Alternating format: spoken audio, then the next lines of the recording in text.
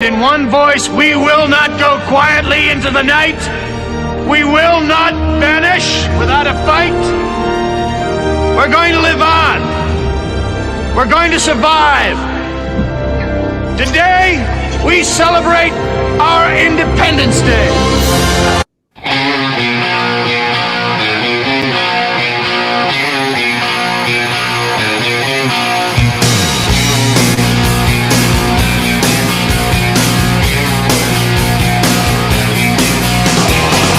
No, it's not true. It doesn't matter what's true. It matters the story they tell when you're gone. I keep on pushing down my gypsy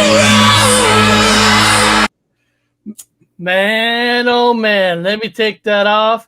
I guys, I'm sorry. That one part of that new intro, that the extended intro that I created, just that part where it doesn't matter what they say about you, it's a matter of what they write about you. And that is more true than you could ever believe in life. I mean, everything in history that we know is because it was written down. You could be the most laziest king, the most stupidest, dumbest ass king in the world. As long as they write good things about you, you're going to be the best. I mean, it's how you're remembered, man. It's how you're remembered. And the thing is, the one who gets to write the story is the one who stands on top of the victor, you know? So the one on top of the dead bodies in the battlefield. So we remember, you know, the past reveals herself through between the lines. And in the sad world, and the people who know the truth, and they don't want that truth out, they stop them. They disappear, right? I mean, Patton somehow just got killed out of nowhere. Just, you know, I mean, all through history, people showed up missing. Marilyn Monroe, John F. Kennedy affair, Marilyn Monroe, gone. So, I mean, that's what history's about, right? John F. Kennedy's written to be a great man, but they don't write about how he's a womanizer, how he cheated on his wife, and how Marilyn Monroe just disappeared. None of that stuff gets written, only the good stuff. So he's considered a great man, which I don't know, maybe he is. You know? Yeah, I used to work inside the airplane, the 747. I used to work inside the Kennedy plane at the Museum of Flight. We used to make jokes about this is where Marilyn Monroe will be sleeping. Totally. I know. It's the world we live in. It's like a real comic book world. Bob, I'll tell you how much of a comic book world we're living in. Right? What happened? This morning on the news, you know. Yeah. People, I'm sorry, people in the chat. We're talking about the Seattle Seahawks. During the time, we had a player called Richard Sherman, one of the best cornerbacks ever, just got arrested for domestic violence for breaking into a house, apparently stealing something. So it's like what a comic book world we live in. And then he wrecked his car into a barrier and then drove into a parking lot. So he's getting charged with like destroying government property, hit and run, domestic violence. They're throwing the book at him. You know why? Because he's wise and he's standing up to the system. You know, he might have done some crap wrong, but I know they're throwing the book at him. And apparently he was like talking to the cops and they had to release a canine. So I'm like, are we living in a comic book world or what? Yeah, that's about what we're living in. That's pretty much it. And let me tell you guys what happened to me this morning. Not really happened to me this morning. Hey, somebody said the Forest Demon says, Connor, it's me, Alan. Okay. When I got back from New York, my black Nissan Bob, the battery was dead. I jumped it. It died the next day. I thought, because I was gone for so long, I just need to drive it more. Drove for a couple days, right? Today, the batteries just don't work. So I, and I took the battery out. It's a tight engine. I mean, it's like a very different kind of a size battery. So I called up. They said the only batteries we have for this vehicle is in 5. So I go to 5. I had to drive the 5 next to Winter Snitchel. It's not bad, but still. Right? They got 3 batteries for it. They got a $129 battery. They got a $149 battery. And they got a $169 battery. Okay. I just want a battery for it to work. Right. So I was like, just give me the $129 battery. Oh, they bring the battery, different size, won't fit. $149 battery, different size, won't fit. The one that fits is the most expensive battery that they got. That's how it works. That's how it works. It's exactly how it works. Like, wow. Yeah. I mean, when the shit hits the fan, dude, the shit hits the fan because yesterday I was talking to Bigfoot. Something happened on the show, and then something happened during the day. Bob, I don't know if you had a chance to watch the my little fun Bigfoot hunt video that I put out. Uploaded. I have not yet. Anything. It's just a fun. It's a fun television. It's a fun little research, right? Yeah. Bob, I have never seen more hated comments that I ever seen. I actually had to delete a lot of them. People are coming out saying, first of all, they made fun of my during the chat. They're making fun of me and you. They're saying the guy with the hat and the guy who looks like a fucking bear messiah. They're only entertainment. They don't know anything about Bigfoot. They're only entertainment. I'm like thinking to myself, well, first moron, anybody who does a social media is fucking entertainment. Okay? I don't care if you're doing a Bigfoot research, paranormal research. If you're going to put something on YouTube and talk about it, I'm sorry. It's considered entertainment. I mean, and people bullshit. I went to school for anthropology. If I want to have an education or educational scientific conversation, I'll talk to a bunch of guys with fucking degrees. You know, and it's going to be a boring, long bullshit conversation about, are the Gigantopithecus? We'll do the DNA conversation. It's a boring fucking talk, man. I'd rather have it with a bunch of hunters that are just people out having a good time looking for signs. I know. Yeah. And they're like, you are embarrassing the Bigfoot community. And I'm like, well, hold on. If you ever watch this fucking channel, we have Bigfoot people on our channels. There's one right there. We bring communities together. That's what we do. We bring different communities. We talk about it. But guys, people out there, get the fucking stick out of your fucking ass and enjoy life. Yeah. I mean, yes, we were actually really hunting for Bigfoot, but we're having fun running around and yelling. Why not? Not, everybody always complains about TV.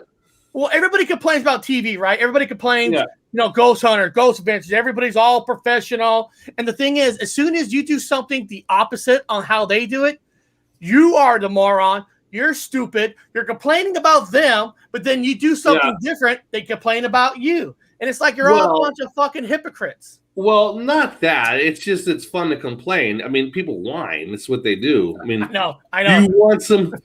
What kind of wine do you have? Want red wine or white wine with your fish? It's like, what the fuck? Everybody just whines. It's a whining planet. Everybody's a bitch. I'm sorry. I've met too many bitches in my lifetime. It's so weird. It's just so weird. I represent the Bigfoot community, guys. And I'm going to stand right here, right now, and say that I've done a handful of shows with you guys. You guys have stood with the she squatchers. How many times? 3 times. Talked to them. A bunch of other experts. You guys have done your research. Both military guys. Been around the world and back. You guys have lived over by the Fresno night crawlers, and Eric lives right between Mount Rainier, Mount St. Helens, and Mount Hood. Right there is Sasquatch Haven, the Seattle Supersonics. Come on, guys. Anybody that's a hater, shut up. They were out there across the country. He was in New York, right by the Adirondack Mountains, the Beast of Whitehall. He's out there researching. Nice. Oh, my gosh, guys. If you got anything to say it to our face. You guys are hiding behind the keyboard. Oh, man. Everybody I know, right? Guys don't have a voice. If you go to my Reddit page, look, scroll down. Okay, that's my Bigfoot video, of course. But look. Oh, let me see here. Oh, I got a Bigfoot story that I'm sharing. Look, I got a Bigfoot story from Bigfoot Humongous. I have a bunch of Bigfoot research on my Reddit page because I believe in Bigfoot. I believe there's something out there. I got Bigfoot here. Whoop, whoop. This is a couple of Bigfoot videos.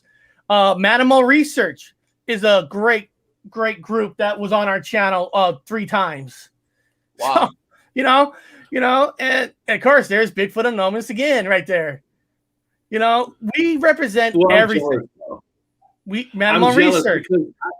I purposely go out just to piss people off and get those kind of emails.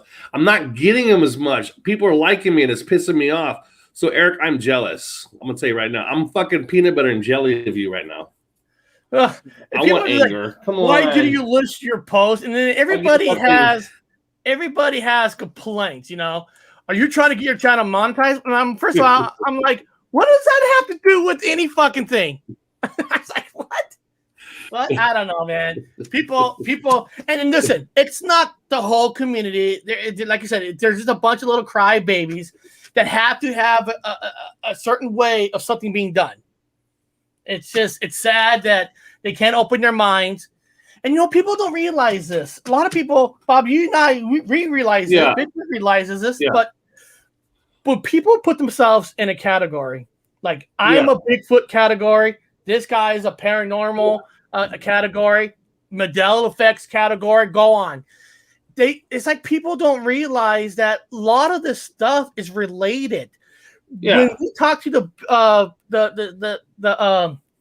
she squatchers, they even tell you that before they were into Bigfoot, they were into the paranormal, and they feel Bigfoot.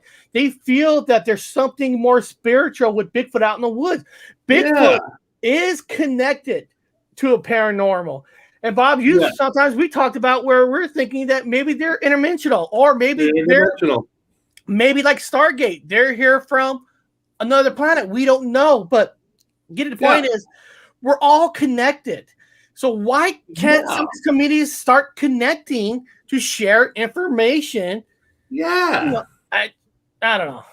Right now, guys, you guys see the agenda. There is no chance of them admitting that Sasquatch exists because it's a type of human hybrid, and it is existing off the land without laws, without all these chains and lockdowns. They are living and thriving off of Earth because they are the true ancient beings of this planet. And you guys have already talked about that before, and some of these newbies come through and they just have watched Finding Bigfoot and Expedition Bigfoot and they think they know it all. Well, guys, I was at the Bigfoot Conference this weekend and I saw hair. I saw tracks. I talked to Cliff. I talked to Stacy Brown. I talked to Gypsy Road, Eric, and Dr. Wu pretty much daily. So, guys, we're in this. You have to be in sync just to even step into it because they are one of the other side. Guys, we can be made with particle and waveform. And most of the time we're particle. It's solid. But in those true moments of being, you can look, everybody. There's a picture of him at the Bigfoot Conference. There's a picture of him with a Bigfoot Conference. Everybody wearing Bigfoot shirts. I wanted to show everybody. Look, he's just not saying it. He was there. Yeah, that's my logo right there in the front. My dude Tristan, Cameron, Josh was the Sasquatch, and then Outcast Paranormal, and Stacy Brown. Stacy Brown has been in a bunch of movies, done documentaries. Look up The Skunk Ape Lives. And then Cameron, my dude in the front right there, he got in a newspaper article with my shirt on the logo. So that's pretty classic, man. And then, I got the diamonds, Dr. Wu. So I'm staying low. I'm working right here in my office, off terrain. Right there's Cliff Brackman. You already know what I'm up to right there. You see the guy right there in the background with the crazy hat that I have, the bucket hat. He was actually supposed to go hiking with us that night. He turned off right. I think he was just trying to get the details or something. And then he veered off. I think he had an eye on us the next morning, too. But, we found 3 giant Sasquatch tracks, a huge palm tree that was ripped apart all the way up to 20 feet. I posted a video on TikTok. It's about at like 400 likes right now. So the green swamp is getting its buzz. There's so much history that goes back there. So guys, we're boots on the ground. We are mud in our hair. Like we're right there. We heard Cliff and Bobo tell their stories, and Bobo did his famous call, man. It was remarkable. Like who else is doing it? I went to the Jeepers Creepers filming locations and the Devil's Sinkhole. Oh man, Bob and I, you guys. Bob and I, right before the pandemic really hit, when it shut things down, Bob and I had the Sea Squatchers on, and they were having one of ththese conferences like this in Yakima, Washington. Yeah, and we were going to go. the sea squatchers are going to be there. We were going to meet a lot of Bigfoot people, but then we were invited. Yeah, and then the pandemic hit. It was all canceled. You know, we were going to go and actually film a live show from there because we love when people get out and talk like this, because we all know whatever community you belong to. Yeah, the rest of the world thinks you're weird. They think you're dumb. They think you're an idiot. Why you believe in this stuff? You're already put down by the massive amount of people. What? But to be able to go there and talk to people with open minds who are using their minds to really see what's out there. I mean, there's nothing better than that. Like Comic-Con, everybody's there to have a good time. It's truly special, man. And you know me, I'm ballsy, so I go right up to the people and I ask them for interviews. I interviewed a PhD, 411 related, and it was so awesome. It's my most recent video on YouTube. It's a bag of apples that is fabric ripped apart by Bigfoot, and he has it framed in a showcase, and I get to see it straight up. Yeah, missing 401 Ireland, man. Tons of people are going missing overseas from America. Dr. Wu, please be careful over there in the United Kingdom. But guys, everywhere in this forest, tell people where you're going. Carry a personal locator beacon, a lot of water, buy a water filter straw. It's only about $20. They sell it at Walmart and Amazon. Get you one. That way, if you do run out of water, you have 1,000 gallons. And guys, just be safe. If you have that inner feeling, things exist out in the woods. I'm there to tell you, Dogman, Bigfoot, fairies. So if something is trying to lure you, do not give in. There's a cool piece of information. Teddy Roosevelt's book In the Wild includes an encounter with an unknown beast.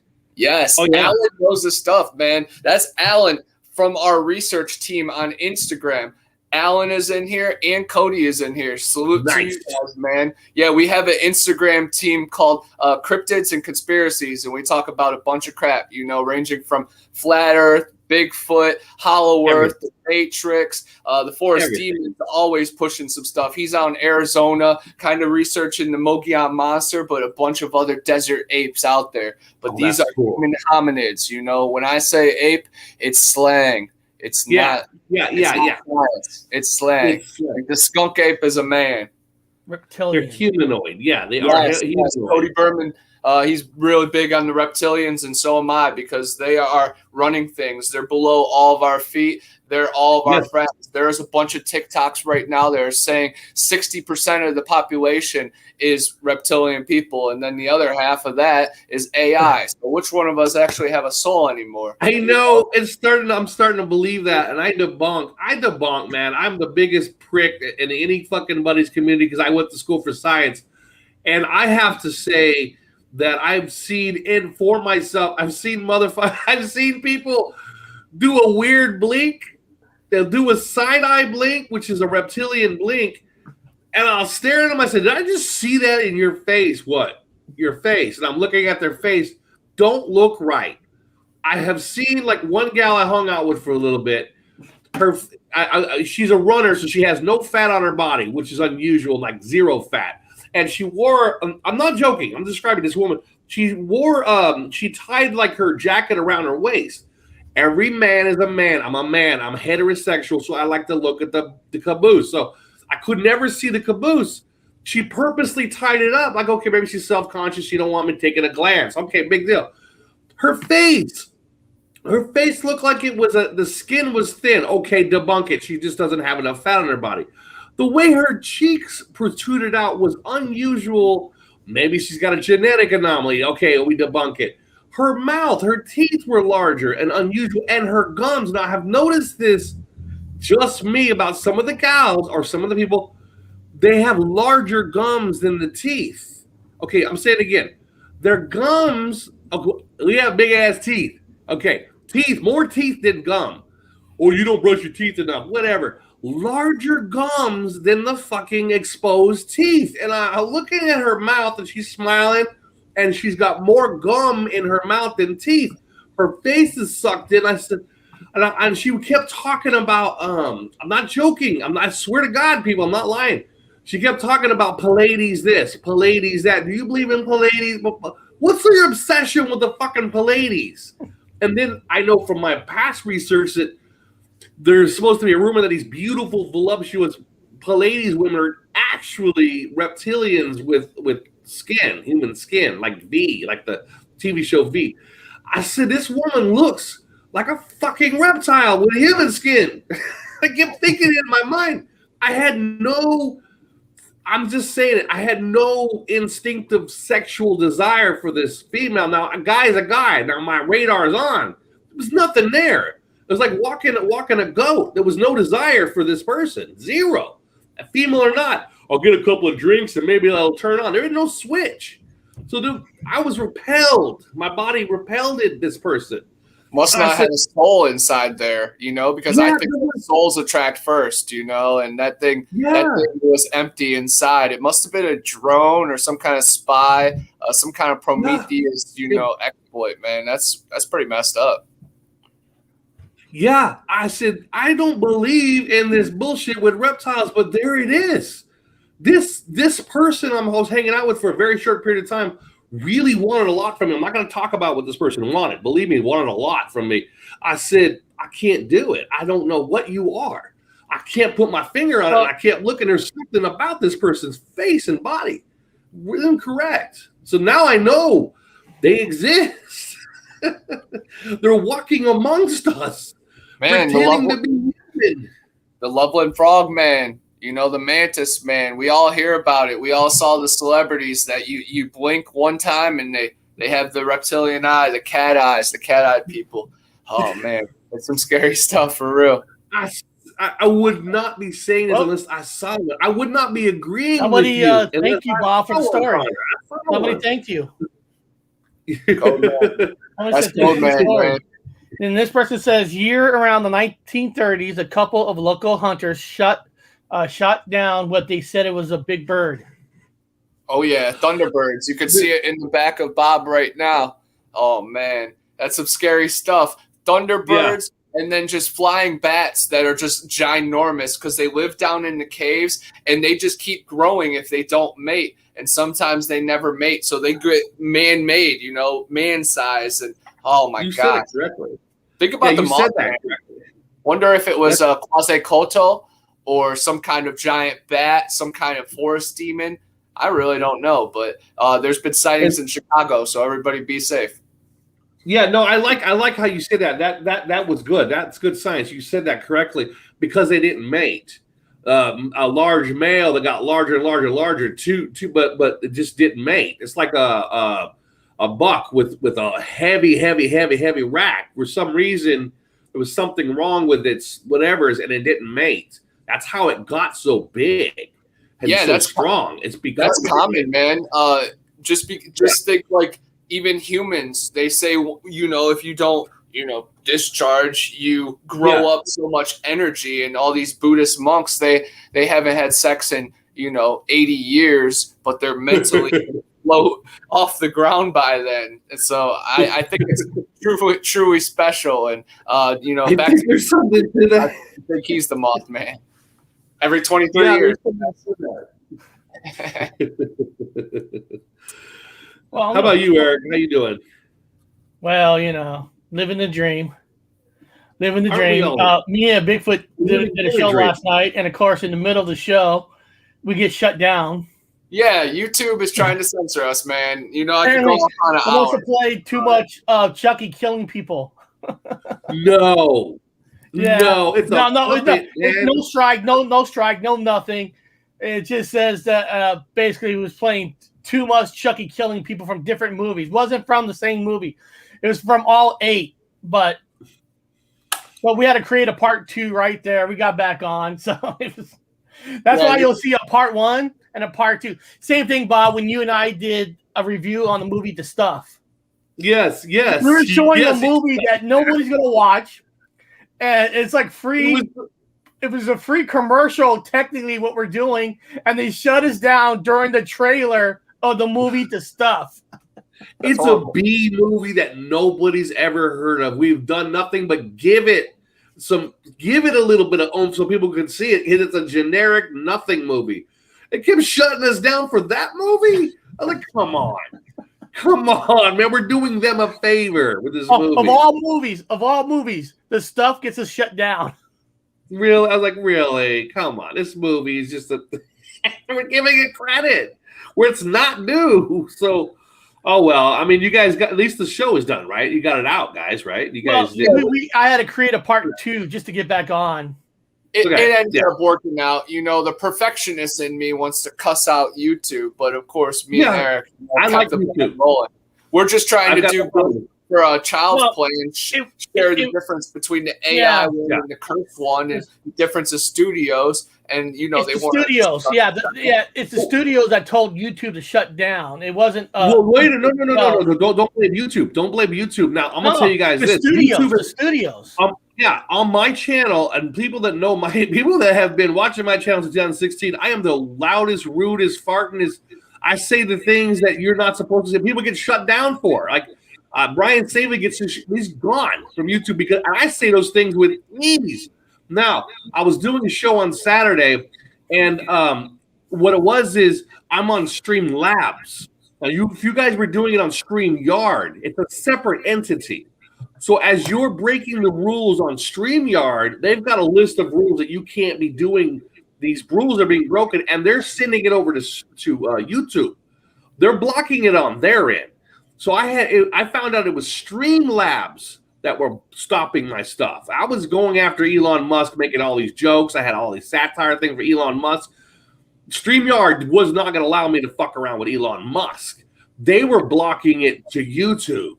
So they were the ones on StreamYard was doing it, or Streamlabs was doing it, not YouTube. Finally, I got rid of all the Elon stuff.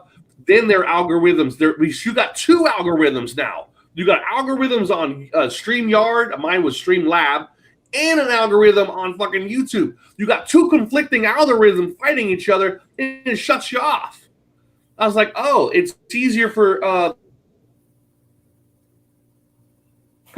I guess it just shut him down. Yeah, they shut him down. But honestly, man, Bob, you just got shut down. Did you just see that? That was trippy, man. I have goosebumps. That's Streamlabs doing it. StreamYard, Eric. That's not YouTube. That's Streamlab or StreamYard doing it. Well, actually, Streamlabs and StreamYards owns each other. Streamlabs owns StreamYards, so they're the same company. They're doing the same thing. I blame Universal and MGM. You know, MGM's mad because I snuck in on my 21st birthday into a certain section just to investigate, and then it was the Universal because it's the globe. You know, break it down. All the 666 Universal, boom, shove this in your face, boom. Universal won't shut us down, and then MGM. I've had enough with both of them. I'm about to kick the ball out of here, man. Listen, we're just going to try to have fun. We're just going to try to have fun much as we can, and you know what happens. That's all you can do, right? Right. I'm not going to cry about it. I'm not going to make 20 shows about they're not giving me my freedom. I'm going to go to Rockfin. I'm going to go to Odyssey. I'm going to go to Twitch. I'm like, well, if you're going to go there, then shut the fuck up and go there, okay? Just go. Get out of here. That's Stu's show. Now, guys, I pulled up an article. Now, National Geographic, this is what they're saying is the 10 strangest things on this planet. I didn't look at the whole 10 because I like to find articles and just play it, and I'll have fun and be surprised on what it says. Now, like I said, I don't know what's on here. I can't tell you if this is sugarcoating or this is old shit, new shit, but it doesn't matter. You just never heard it our way. I'll say that. Never heard it our way. Okay, here we go. Now, this is strangest things. Now, here's the first one. The planet poles flip. Here we go. Oh, yeah.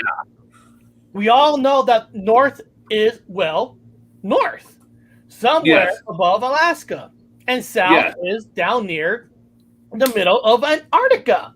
Now, if you're a flat earther, you think something differently. But we're going off this article, people. So if you're a flat earther, don't worry about it. We're going off this article. For sure. I like looking at it and seeing how they paint their picture, you know? So I love it.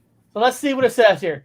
That will always be true for the planet's geographic poles, but it's only intermittently true for the planet magnetic poles. over the past 20 million years, like we know, some of us do live 20 million years, so some of us might actually know this. The magnetic poles have flip-flopped every several 100,000 years or so, which means that it has a compass in hand about 800,000 years ago. It will tell you that the North was in Antarctica. Now, last paragraph. Through scientists are pretty sure Earth's churning molten iron core powers these polar acrobatics. It's only entirely clear what triggers the actual reversal. The process is gradual and occurs over millennia for now. Earth's north magnetic pole is creeping northward about 40 miles a year. And given that the last major pole reversal happened 780,000 years ago, we are overdue for a flip. So here's my question to you guys. Okay. Yeah. Here's my question. Now, I'm going to play like most people that okay, so you have a North Pole, you have a South Pole. Even if it does flip, what does that mean for us anyway? Oh, they don't know. We've never had one before. Well, we've never had humans kicking it on the wall. Supposedly, we've never had any Homo sapiens walking the earth when it decided to flip itself around. That's so they don't know. The whole idea is a concept to begin with. It's a theory. So, is it 2012 where all the plate tectonics are going to fucking rip open and going to have volcanism everywhere? Well, we got it now. So, I mean, it's more, and I studied volcanoes in college, cultures, and there are more volcanoes now than I have seen. It's like, holy shit, every time you turn on YouTube, there's another fucking mud volcano. This one's erupting. That one's erupting. It's all over. So, there's actually two legends of volcanoes here in Florida. In Wakulla, there's a swamp that has had black smoke that the Native Americans used to say one, and then the Chipley Rock Preserve. So, guys, there is volcanoes all around America that are pretty unknown. But the number that stuck out to me is 800,000, guys. 8, and then how many zeros? 5 zeros. What's 8 plus 5? 13. Nice, dude. You cracked the freaking code. That's what I'm saying, man. Oh, you got it. Good, congratulations. I'll put a video later on about some other ones I found online about that. It's the Matrix code. Nice job, dude. You caught one of them. Nice. That's pretty good. You have only been 7 miles deep and don't know what's beyond that. Good. That is true. Okay, Eric, go ahead, Eric. Sorry, that was pretty good. No. Somebody wrote something very interesting. It's true. We've only been 7 miles deep. Don't know what's beyond that. And that's true. For sure. Chocolate and cheese, you already know. We have a lot of people in chat that believe, about the firmament above and then hell below. Many continents out there, thousands of continents. So I believe the poles can shift on the thing of a plate. On a flat earth, north and south are just in and outward. So yes, I could see the plate and the bowl shifting just like this. So it could work on my theories and beliefs as well. So I'm very interested. I don't believe in gravity. I believe in electromagnetic activity, density, and buoyancy, and that has everything to do with magnetic poles. So look up Admiral Byrd, the guy who won the Medal of Honor. He went beyond the poles and found luscious jungles and mammoths. So yes, I definitely believe the poles can shift because the Matrix is here now. Bob, oh man, they kicked him out. I'll send them another invite. Yeah, they're not liking them. Yeah, they're not. What the heck? They knocked off my camera. 1 second. Oh wow! Everybody is. There's Bob. There's Bob. He's spinning in a circle. Everybody's getting knocked off. Now, Bob, Now, in college, you went to college for archaeology. A lot of people don't know that you and I both have college degrees. Yeah. So if people think we're idiots, well, we're idiots with college degrees. So, blah. Now, Bob, now in your college, what is the difference actually between a North Pole and a South Pole, even in the first place? I mean, if I hear North Pole, South Pole. And a normal person is just thinking, well, that's what they name something on top. That's just what something they name on the bottom. And if it flips, I mean, what's the difference between the two poles? Well, plus and a minus. You got you take a battery. You got one end is a plus and one end is a minus. Take two batteries and put them together. One end is a plus, one is a minus. So one is flowing in a direction. True, but both poles. It's electrical. Both poles are frozen land. So, so if they flip, like I said, if it flips. It's the flow of particles. So the particles, it's like any stream and anything, it's flowing in one solid direction. So it's just basically electrical. I'm doing layman's terms. People like scientists. Like, no, that's fine. That's why we're doing it. It's layman's terms. It's like a river stream, guys. It's going to flow one direction. It's going to always flow. You got a river on a mountain. It's going to flow to the lowest portion of the earth or whatever you have. It's going to flow one direction. It's electrical. It's going to flow that direction. It's got to go somewhere. So that basically it's flowing north. Can it like the movie 2012, all the earthquakes, Earth destroying itself? If it flip, are we looking at a chaos where weather storm's going to hit? Well, okay. So I'm going to tell you guys what I know. I studied this because I was going to be a geologist before I went to archaeology. And I'm going to be honest with you, I had a hard time passing the physics. So it was like, fuck. Anyway, it was easier to jump over the other one because it was fun anyway. And more funner. It's not even a word. But they have I'm going to give you guys the proof they have first. Let me just say the proof. So you guys can debunk the proof first. That way you could take it or leave the proof. What proof do we have that there was a fucking geological flip? Well, they have, you have these fine metal particles like, the ocean basin, the ocean floor is made of basalt. Basalt is high iron. You have iron dust, high iron. So when you have high iron micro dust within the water, within whatever water spheres you're at, it's always going to want to line itself north. So the iron particles are going to want to always line themselves north based off the high metallic substrate under the ocean, which is basalt, which is high iron. It's why it's black. So anyway, when you have petrified or you have items that you find in the ground that's been put there, it's been there for a long time, and you pull them out, the first thing you do, that's why I told Bigfoot to always have a compass when he finds an artifact or a footprint, whatever, and always put a compass there and have it and take the picture north. Always take the picture north. That way you know if the foot is going this direction, you can always know it was going east or west for wherever you find. So when you find certain rocks and substrate in the soils, you pick it up, you put the compass on it, you'll notice that the particle stays north. And if the majority of the particles that you're finding from the ground, rocks, lithics, all have the same microparticles that are pointing that same direction, no matter where you find it on the substrate, no matter what radius you find it, it's always pointing in that one direction. You know that magnetic north was at that one time, 3,000 years ago, that way. Now it's not that way, it's this way. So you know that all of that's how they figured out it was shifting all the time by the microparticles, fine particles that were pointing towards the north at that one time, and then it was put into a soil, it was trumped on, it's been sealed for us to look at much later. It's pointed that way. However, the particles on top of it in the stratosphere is now pointed this way towards north. Do you understand?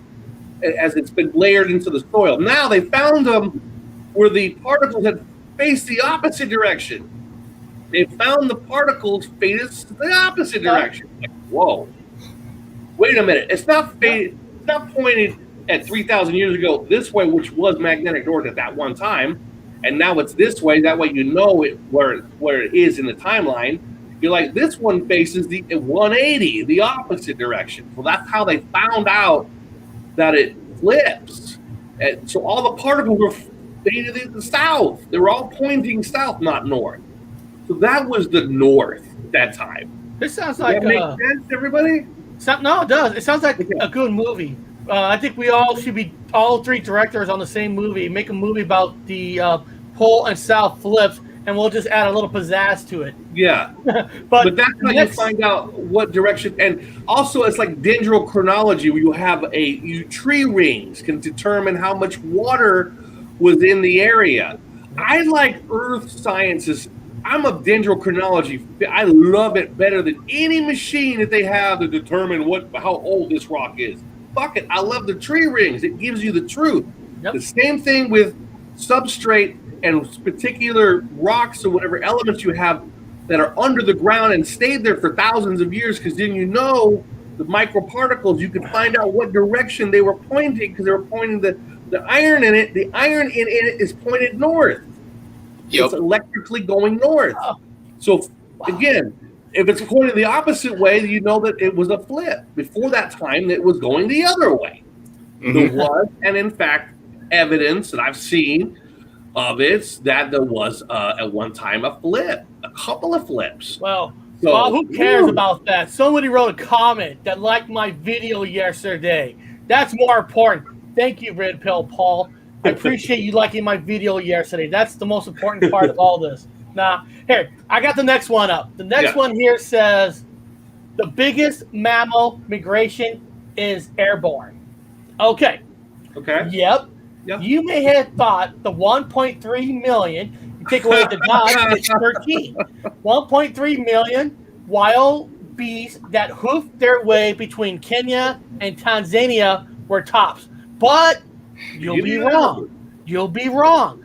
Millions and millions of bats, giant fruit bats to be exact, fly between the Democratic Republic of Congo and Zambia's Kazaka National Park each year, with more than 10 million of these cat-sized, Mongol-munching, interlocuting, turtle, there's a lot of these fucking stupid-ass words involved. It's the largest known mammal migration on Earth. These fucking bats. Didn't know that. Yeah, I had a crush on this girl from Florida State. She was from Zambia, so I did a little bit of research. Angel Falls, giant fruit bats. Yeah, they're truly special, man. And that's what I was talking about earlier. I don't know if that's the exact species that will keep growing, but I just love giant bats, man. If there's one, there's many. And Batman, Mothman, it all links together. And just take the environmental DNA, like you were saying. You can literally just take a sample of just dirt, and you can date back and see everything that comes into the territory. I don't know, probably since the last decade. And they've been doing that a bunch with Sasquatch. They call it eDNA, like environment DNA. And my guess is it comes back 99% known, and then that 1% is just unknown stuff. Yeah, probably mostly funguses, but strange creatures and bird poop that comes up from above. And there's stuff in the sky. Why do you think they're spraying the skies? Because there's stuff going on. Jack and the Beanstalk ahead of our eyes, man. Howl's Moving Castle. Any of you guys anime fans? They have this right on the screen, guys. There's worlds above us, and then there's worlds below us. The city of Ember, the Disney movie, they have worlds down there that fully function that they live for generations, and they don't even know about people on the surface. It's remarkable. It's also scary though too. Yeah, probably high oxygen. That means if it's contained under the ground and you have large volumes of vegetation that breathes in CO2 and then spits out the old oxygen, I bet there are large fucking I'm using science to say this, by the way, because larger animals, to compete with the volume of CO2 that those plants need, they need to breathe in that other excess that comes out of an animal. So we breathe out what the plants eat, and we breathe in what they give away. You know what I mean? We breathe in their shit. They breathe in our shit. Yep. Well, let's see what some people wrote. Probably huge animals. Captain Cook called Magnetic Island because his compass always pointed it as north. Oh no, those Corona soup bats. The Chinese had it planned. The bat poop is great for growing. Yeah, oh, iguana, hell yes. High in nitrogen. Oh God, can you imagine those caves and caverns down below with the large ass bats? All that bat guana would be the soil under. It would be high nitrogen soils. Oh my God, it'd be huge plants just from the bat shit. Yeah, and just think the subterranean caverns. Then they would, breed these bats and just have them as messengers and eyes. Oh my gosh, guys, you already know. Just the environment works together to provide. Yeah. They would be the soil creators. You could have bats underground making guana, and it would be the soil. It would be a rich, beautiful soil. We wish we had more bats, man. God, every 1.3. Yeah. Well, let's see what this next one here says. Oh, this yeah, one says it hosts a humongous fungus. Okay. When it comes to the biggest living thing on Earth, it might be easy to think about blue whales, elephants, and trees. You may even recall the coral reefs are the largest of critters, but largest single organism reported as Amarella mushroom in Oregon. Yeah, you can't fucking trust people from Oregon, people. I'm telling you right now. Oregon people, stay away from them. In 1992, one of these fungi was found in Michigan, covering 37 acres. But more recently, teams investigating a mysterious tree die-off found in the corporate and even more monstrous fungus, covering at least 2,000 acres and estimated to be thousands of years old. Man, yeah. Fungus they're still discovering new interesting things. Fungus, they are the telephone lines of the animal or the plant kingdom. They're the telephone lines. They're the nervous system. They're the synapses like a human fucking brain. They connect all the trees. Trees have individual roots. They're individual survivalists. However, but with the fungus, it connects to the roots that works with the tree, that gives the tree nutrients where it couldn't have it anywhere else, helps the tree live at the same time, feeds from a tree, and allows trees to speak to each other. They're finding out, along with other plants like phone lines, the threads of the fungi. You've seen the videos that they hook those machines to the fungus and the trees, and they make beautiful sounds. So yeah, our human being ears that are clogged with earwax because we're hit with all these microplastics all of our life. But these plants, they're communicating, man. They're communicating like the elephants over mountains and beyond.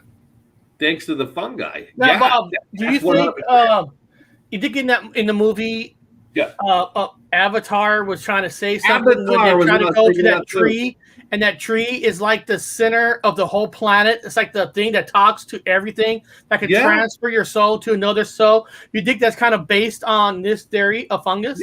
100%. It is, in fact, based on that theory. It is.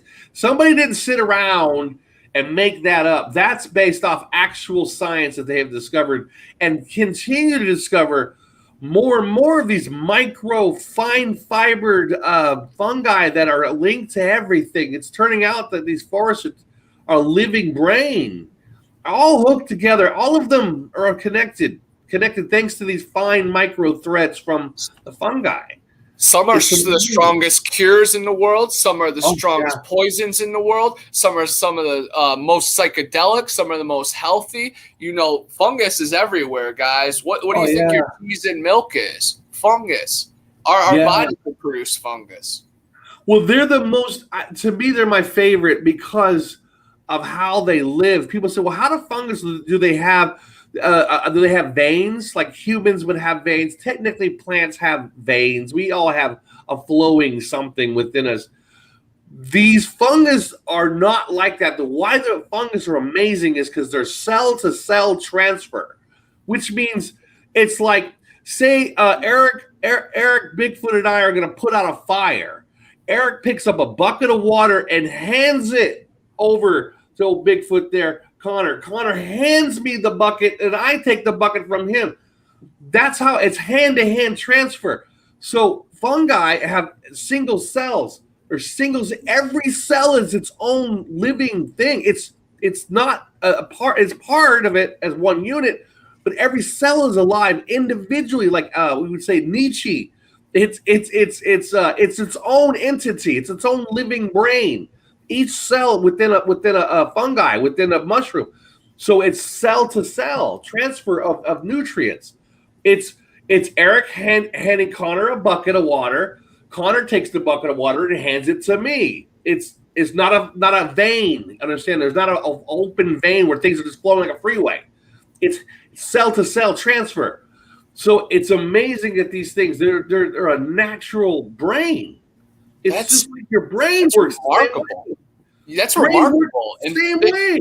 And think from above, I hate to compare us to a fungus and, because I don't like to refer to human beings as a virus to this world because I think that's all the conspiracy. We're not that bad. Yes, we are bad in our horrible things, but Mother Nature and Mother Earth, the planet, is not going to, burn out because of human beings. It will live on, of course. But, man, I just look at it like it goes back to ancient times and the answers have already been written, man. Yeah. And fungi, I would love. That's one of my favorite plants. I call them. It's not a plant. Fuck you. It's a plant to me. It's one of my favorite. In fact, people say, "How would you have a zombie?" If a zombie had, as a scientist, how would a zombie exist? It's a dead thing.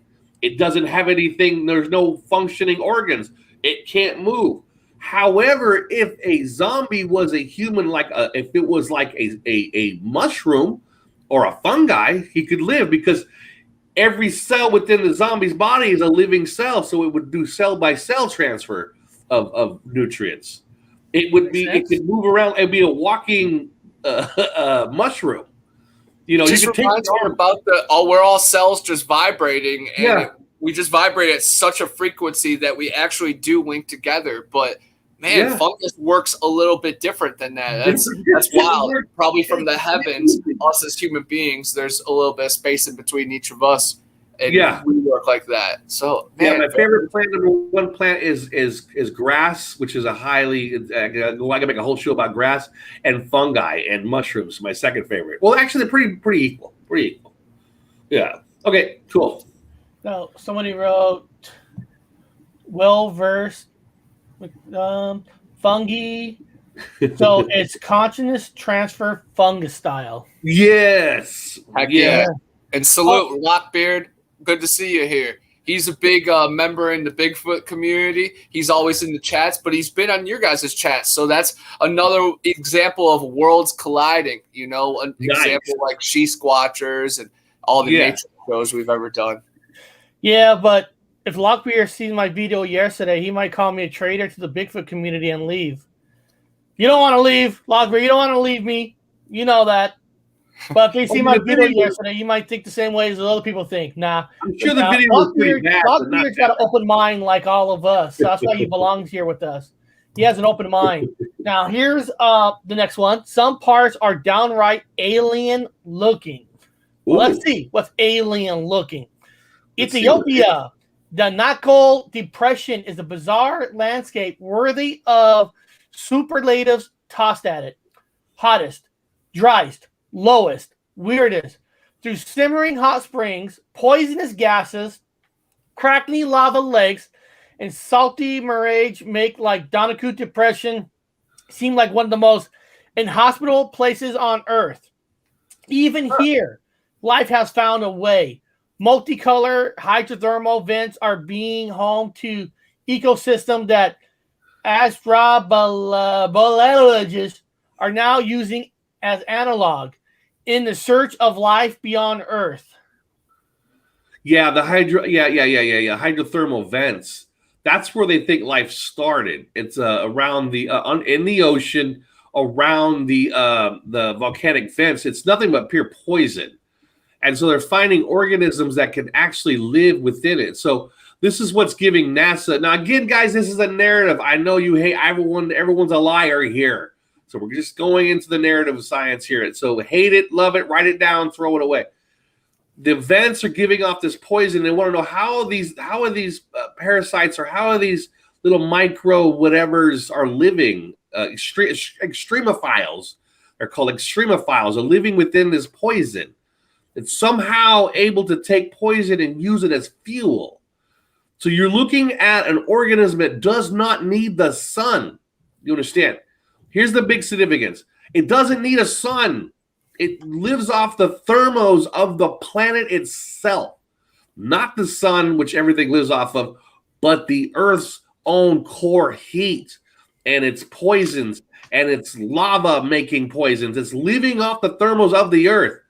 So these extremophiles that are living within them vents are turning scientists on their heads saying life could live anywhere. It could live in acid. It could live anywhere. There's always a chance for life to live somewhere. And it started there. That's what they think it started from. But that's what that's saying. That's what's amazing. That's really freaking cool. Like that's up there with, Pacific Rim having kaiju monsters and that leaking out. If there's some kind of being that can withstand holding those kind of, circumstances, wow, if it ever can reach the surface, then we're in trouble. But man, that's pretty remarkable. And anything under the firmament is one with us. So as an Earthling, I'm proud to represent that. That's awesome. It is. It is. That's why they talk about. I can't remember. There's a name of one of the planets. If you believe in the whole, whatever your thing is, there's the frozen planet up there that has. They think below the surface is all volcanic, and so whatever extremophiles are living under the surface of that ocean, that thick walls and miles of ice that come down, but within it, the extremophiles are living in there. They also found evidence of that up in Antarctica. By cracking down way down deep, these things there's no way it could live. There's no way. But they're living. So when you tell me, Connor, that there are giants underground in tunnels living and creatures, I'm like, you know what? It's easier scientifically for a fucking large-ass ape to live underground than it is for an extremophile to live in poison from a vent from a volcano. It's way more complicated, and it's doing it with ease. So, yes, it's plausible to have large animals and things living underground. Fucking A, it is. I think it's set as a barrier, to protect and divide us between us and Middle Earth, all the different realms that are above us and below us. Man, that's pretty remarkable. And the fact that you can even get your toes in there and know the circumstances is cool, man. Science is truly remarkable. Yeah. If someone said to me, there's whales living in the upper spheres of outer spaces or living in a certain portion of our upper sphere, I'm just using general words. There's these extreme whales living up there. I'm gonna say, you know what? Why not? It's plausible. Well, fuck you, man. No, let's take it down to the extremophiles living in the poison at the cracks of fucking volcanoes underwater. Right. It's harder for them to live. So if they can make it, then a damn whale can make it up there easily. Make it up there. Saturn's moons. Titan seems to have subsurface oceans. Thank you, Titan. Thank you. I just having a little bit of this. But Titan's moon, yes, Titan is the one that this would be the same concept of Titan's moon. And we already know about Saturn, guys. We already watched Saturn. Full screen of Saturn again. I love everybody. These are businesses that have taken Saturn to the extreme when it comes down to their symbology. You should put that on camera again there and show everybody. Show that. These are symbols of Saturn. Saturn symbology every day. I know everybody recognizes those. It's just mind blowing. All those represent Saturn worship. Wow. And it should, though.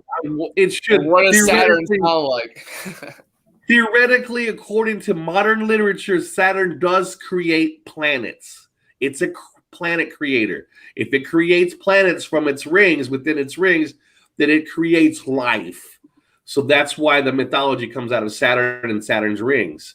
Now we know that Saturn does exist, it does have rings. I don't know if it's a planet, but it has rings because it came in the visual. Was it like a year ago? We were actually able to see it with the naked eye. I was like, oh my God, I could see. I had a telescope, and I've never in my life ever seen Saturn and its rings from the fucking bedroom. Well, was it pulsating for you? It was pulsating, and I saw the rings. I was so fascinated. I said, my God, there's the rings. I've seen videos of it, and Saturn does have rings. You know, I believe it's fixed in the firmament, and it is a deity. But yes, Saturn does have rings. There is, origins to that, and yes, I believe you saw it, and it was pulsating. That's very cool. It's there. I don't know what it is. I mean, we could make up all kinds of, but I don't. What it's usually in the narrative, it's a large gas planet, and it creates other planets, and it does. Well, let's see what this next one says. One island boost an undersea waterfall. Oh. So the southwest coast of Mauritius, whatever it is, appears to be teetering on the edge of a plunging undersea waterfall. But the looming abyss and the island's precarious position are just an illusion. Something's going down right now. They're hitting on us, man, and we're not playing any videos or anything. I know. You guys here? Yeah. Swirling ocean currents carrying silt and sand create the forbidding pattern, which is painted atop of the relative inconceivable seafloor. It's quite spectacular from view from above and can even be seen in Google Earth imagery. Whoa. What is it? So it's an underground or underwater? Southwest coast of appears to be turning edge of plunging under. I'm going to see if there's an image. I'm going to I don't know what that is. What is that? Underwater waterfall? So it would be fresh water mixing it with salt water, so it would separate itself coming through the. There's even things called hard water, which is made of a heavy mineral, and it just sits low because it's the heaviest, dense mineral-based water. But, it's just density and buoyancy, you know? That's so cool. I have never seen anything like this in my life, man. What the fuck is that? Where is this? It is. Hold on. The underwater illusion of Mauritius Island. Illusion. Okay, so it's an illusion. Okay. Wow. That is super cool. It looks like a waterfall underwater. And I'm it's sure there's a lot of UFO sightings above there, and there's about a convergence of ley lines. I would love to just dive deep down there and see what it leads to. Where's it located? Where is this located? Well, why don't I pull up this Google Earth? Mauritius Island in the Indian Ocean. Let me pull up Google Earth. Never seen that before. Wow, that's amazing. With a lot of silence all of a sudden, like, yeah, just staring at it. That's no, amazing. This world is full of natural beauty, guys. You know, in America, there are pyramids. We have to go see the mounds around here. There is a tribe of people that went below the Grand Canyon and are still living there now. I think that's what City of Ember was based on. And Bill Murray is like the evil mayor in that movie. So definitely everybody check it out. Wait, gotta write that down. Where the hell's my fucking book? City of Ember. What's the city? I remember that movie, The City of Ember. Yeah, that's a good one. It kind of reminds me of The Island, made by Michael Bay. How Scarlett Johansson, Ewan McGregor, Michael Clark Duncan, they're all underground, and then there's a lottery, and they're like, "Oh, we get to go to the island," and they're actually clones, and they get body parts for the people. Aren't we clones? I wouldn't, as a running theory in one of my little stacks of my thing is that we're fucking clones of our other selves, another place, and that's why we have mixed memories of things. We're remembering from our other body, from our other brain, and we're clones, and we're being taken off the planet one by one, and we're being used as body parts and blood dopings and stuff for another species, which people would call the reptilians. I don't know, maybe I think we might be clones, just having that memory. Oh, no, where's this at, Eric? No, where's this at? Where? Let's see. That's it. That's the island there. So where's it at? Yeah. Where's it located? What ocean? What? That's on top of Madagascar. Oh, Madagascar. It's down by Africa. Hold on. It's above. Down. It's up. That globe's upside down. That's why. You gotta Madagascar. It's I'll by worry the about island. people over there then. There we go. Look. Oh my God. Wow. I have just never seen this island before. It's just me. There's no fucking, we're not having no fucking, there's no Black Tom event right now. This is just, I have never seen this island before. What the fuck? You see Madagascar up there. Yeah, that's below Africa. So it's below, it's an island below Africa. So there's 2 islands down there. Holy shit. Wow, that's amazing. I wonder what kind of species are on there. What kind of animals? And does anybody live in there? What? Oh. This is Indian Ocean Island with nature reserves, coral reefs, unspotted beaches, and country's capital. Wow. South Africa is known for their, Jurassic-sized freaking great white sharks and megalodons. So that would be quite the boat ride to get out there. Yeah. Oh shit! I gotta look this island up. I gotta see what people live in there. There's houses there. It looks like. Try to get a flight there. I'm gonna have to see this place. Can you get a buddy pass? You fly a lot, If you get a buddy pass, I have my passport. Shit. I know. Shit! I gotta go here. I gotta go to this island. Holy fuck! So wow. I know, right? Just looking at that, though, I love it because, the size of Africa, the size of Florida, everything has changed over the years. And that's just silly. If you look at different pictures of the globe, they're all just artist renditions. They're composite images with, authors. And NASA will say that. But it's just very interesting that, planets and continents can change shape. Yes, they can. Especially with the weather being the way it is now. Oh man, I gotta see that. I gotta look that up on YouTube and see what kind of deals they got going on and see what passports you need. I gotta get there. Anybody want to sponsor me and Connor? Eric can come along if he wants to. We have enough money, but if not, me and Connor for sure. Hold on. Eric can tag along, right? We're talking about this on the channel I created, and I get left out. Yeah, of course. What kind of fucking Eric's world going. is this? We need one responsible one in the game. Because I know I'm just like the guy with the ropes in the back of the boat. Yeah. Eric's driving the ship. Bob, you're the eyes. I'm the guy, who has to climb up and fix the crap. Yeah, whatever it costs. You guys, hurry up. Throw some bones our way. Dr. T says it's all CGI, may not even exist. Yeah, it doesn't. And Carla agrees with her, and then agrees with him. Yeah, you could be correct. Yeah. Let's see what this next one says here. The waterfall is real. The globe is not. What's this next one here say? They are hidden gems beneath your feet. Okay, let's find out. Hidden gems beneath your feet. Buried 1,000 feet underground, the gypsum pillars in Mexico's appropriately named Cave of Crystals are the largest natural crystals known. Some of the beams in the sweltering cave measure more than 30 feet long.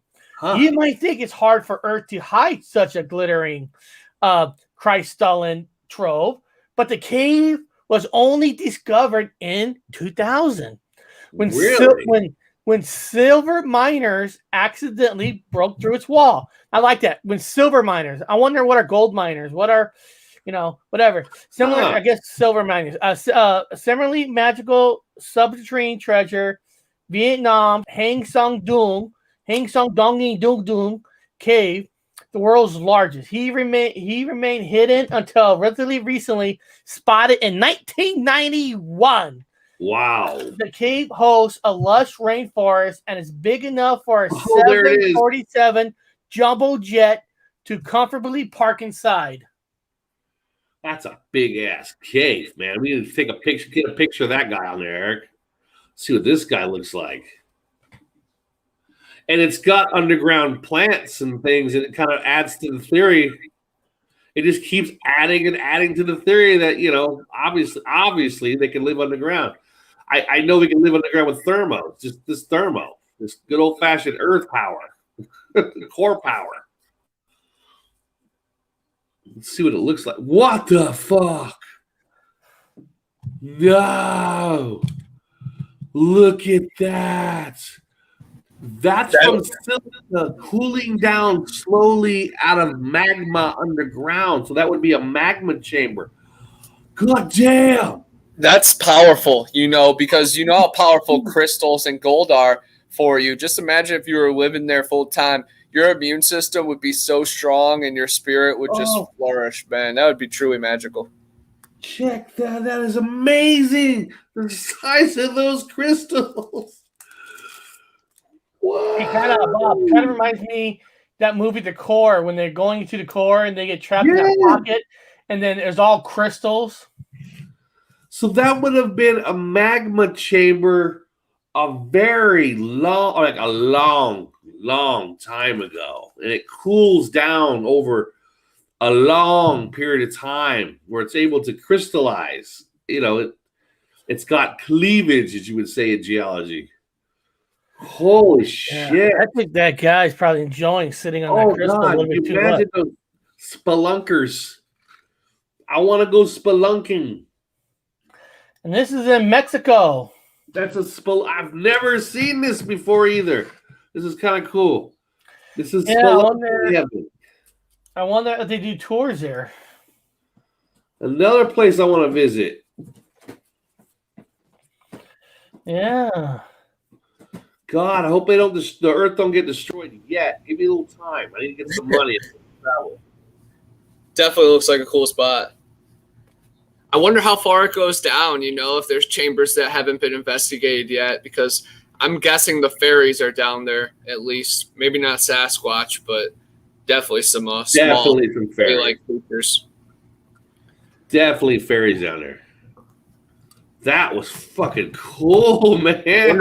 Wonder how far it is from Cozumel, Mexico, because that's where I've been, of course. And of course, I'll kick myself. I need to go to the temples down there too. It's pretty much just a boat ride and then a short.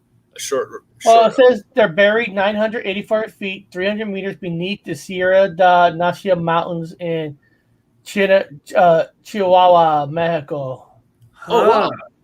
That's kind of below Texas, I'm pretty sure, because when I was in El Paso, I saw a bunch of Chihuahua license plates. So it can't be that far away from America, honestly. Let's see here. Can you visit? Let me see here. Unfortunately, tourists are not allowed to visit the Cave of Crystals. Oh. We're not tourists, though. Yeah, we're scientists. Well, it says the hot and humid conditions make this particular cave a hazardous place to visit. And even scientists need a special permit to enter the cave. Yeah. You can learn more about various information there at the Online Mineralogy Museum of Mexico. Yeah, but Bob, they don't know you.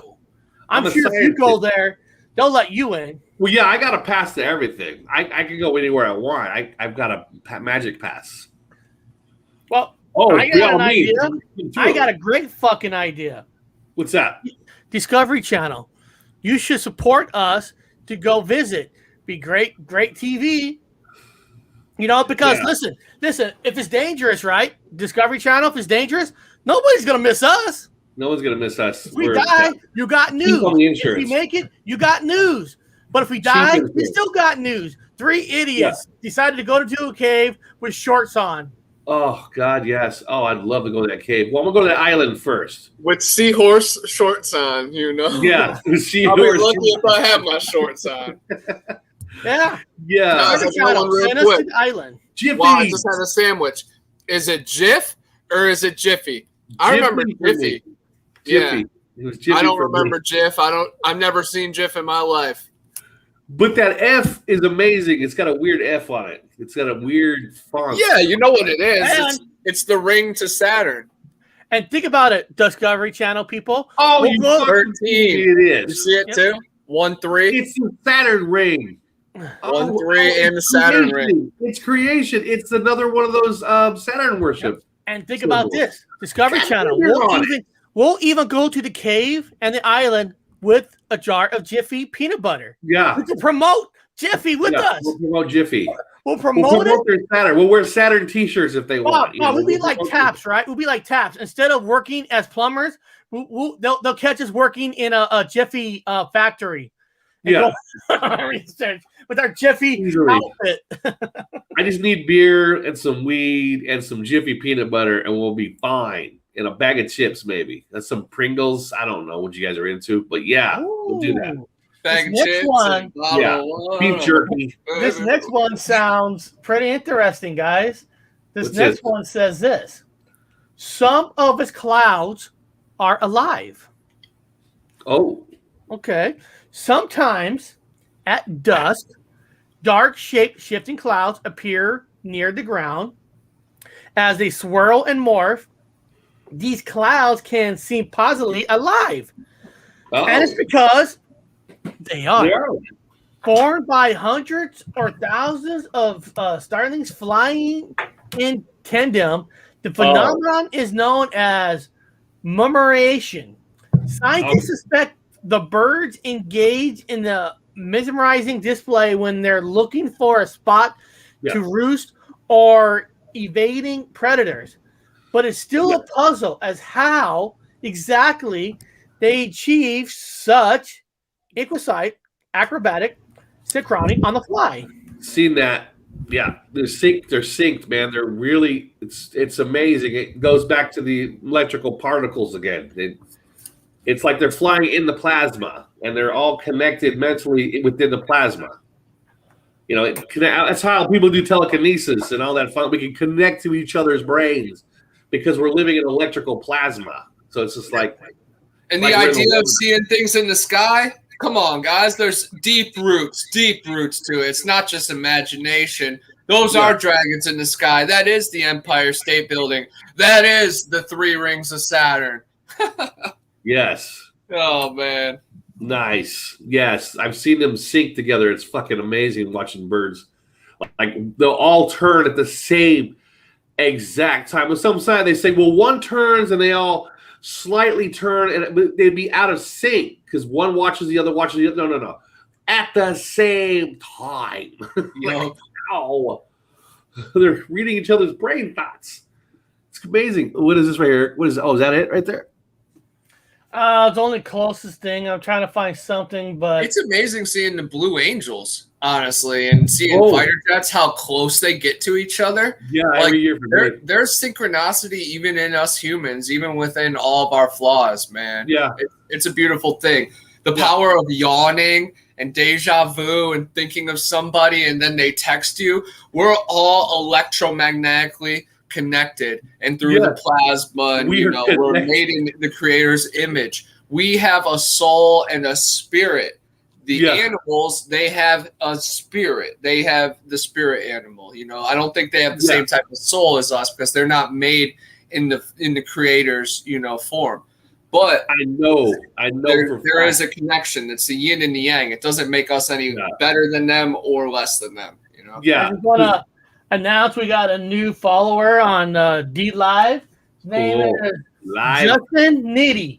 Welcome aboard. Welcome to the #1 family social media out there. #1 show.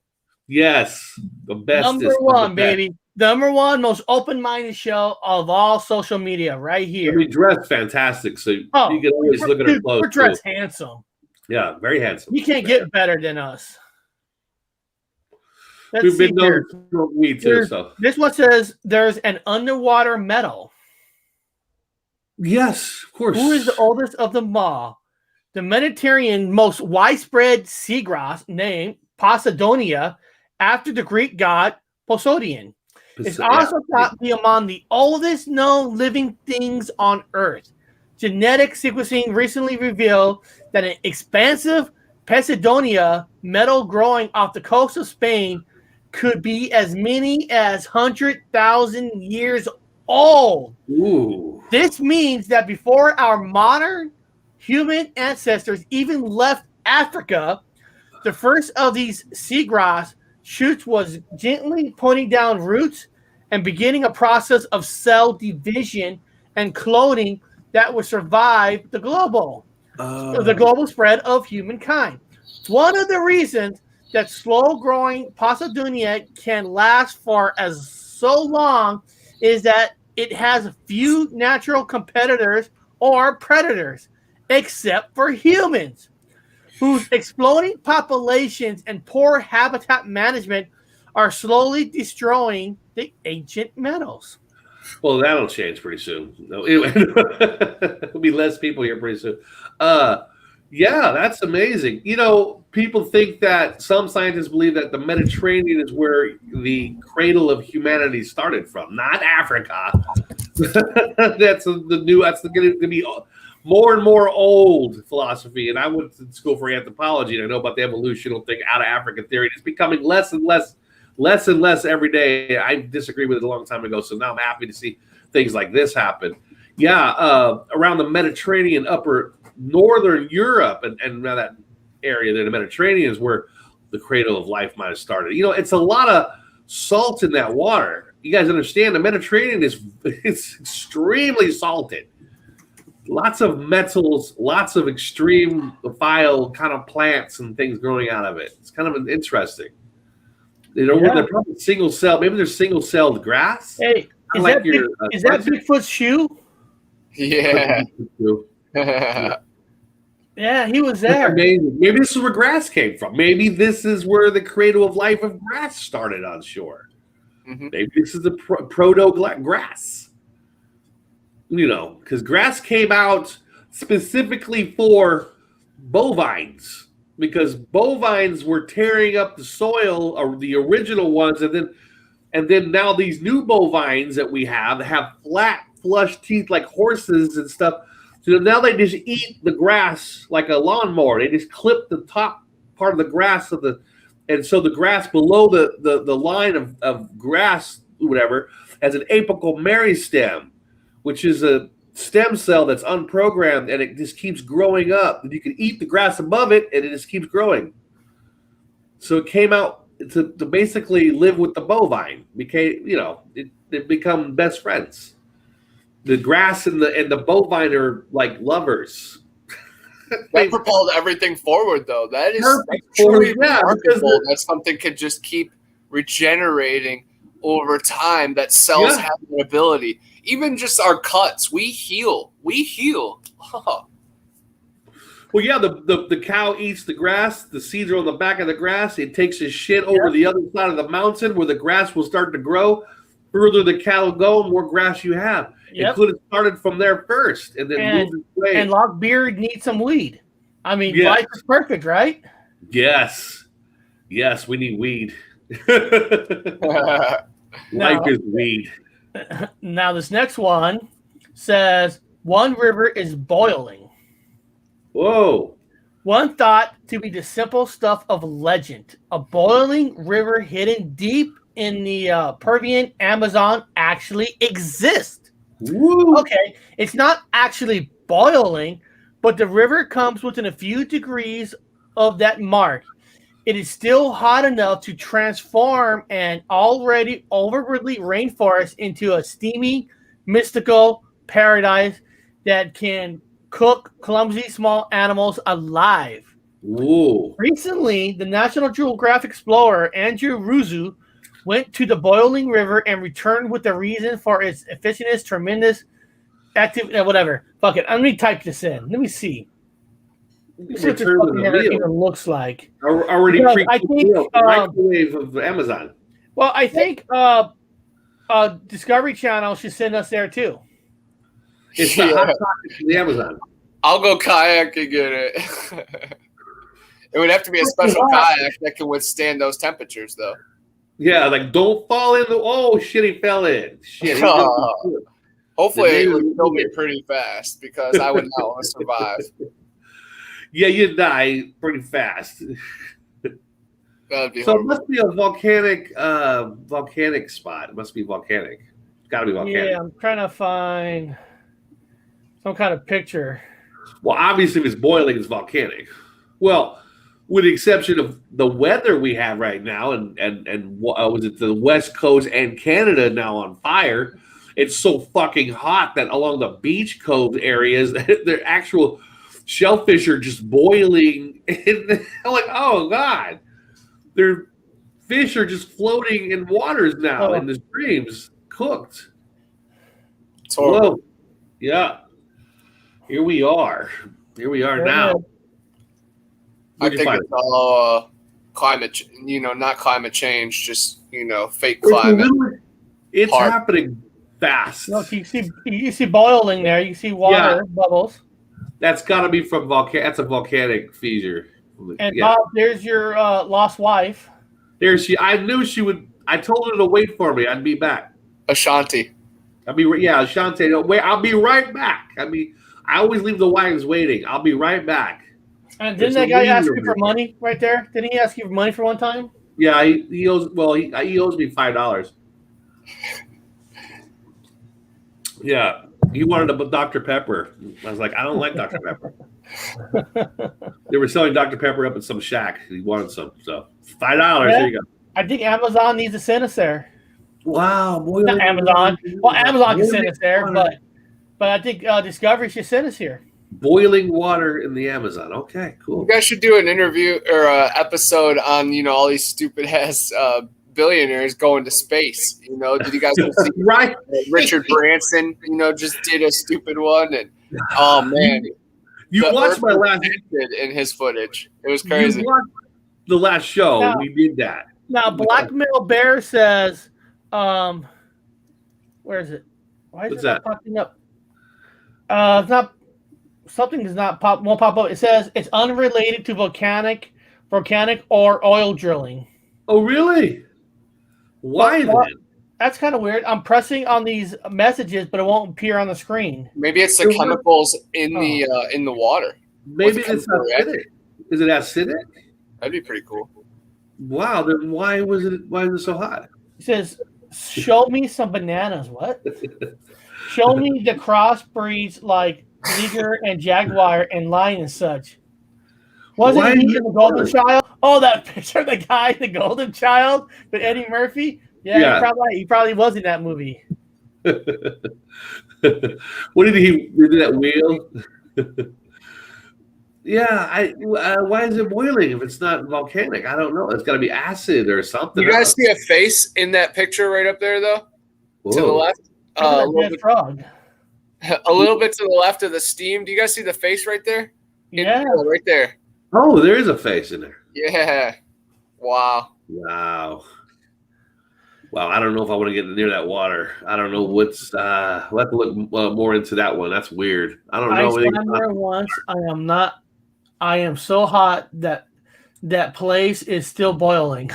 Yeah. I went to a place in the Grand Cayman Islands. It's called Hell, and it's kind of like volcanic rock, it looks like, and they take you out there, and it's super hot.